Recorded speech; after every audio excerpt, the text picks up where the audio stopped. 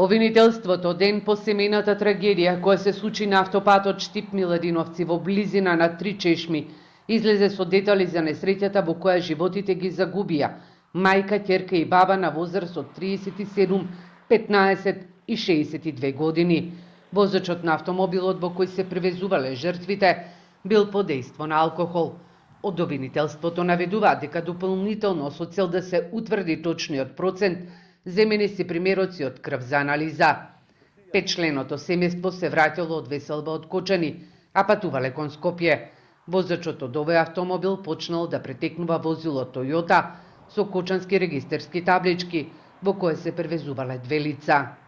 Во моментот на пристигнувањето, возачот на Шевролетот загубил контрола врз возилото, па најпрвен удрил во левата банкина, а потоа се одбил и удрил во автомобилот кој паралелно го претекнувал.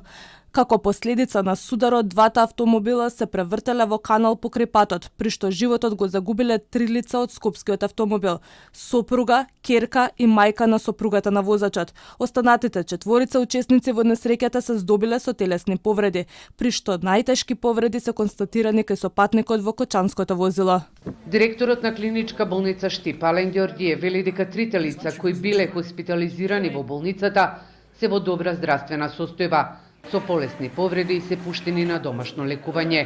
Најтешко повредениот, кој е на клиниката за торакална хирургија во Скопје, е во стабилна состојба. Пациентот се опоравува од повредите во стабилна состојба, без некои компликации. Продолжува да биде под обсервација и под третман и соодветна терапија. Неколку дена најверојатно ќе биде кај нас, па за понатамошен третман ќе се одлучиме накаде. Вчера на местото на несреќата бил повикан сообраќаен вештак, а обвинителството ќе издаде наредба и за комплетно сообраќајно вештачење.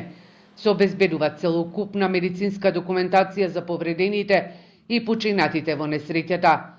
По целокупното испитување на настанот, јавниот обвинител ќе донесе и одлука за натамошниот тек на постапката.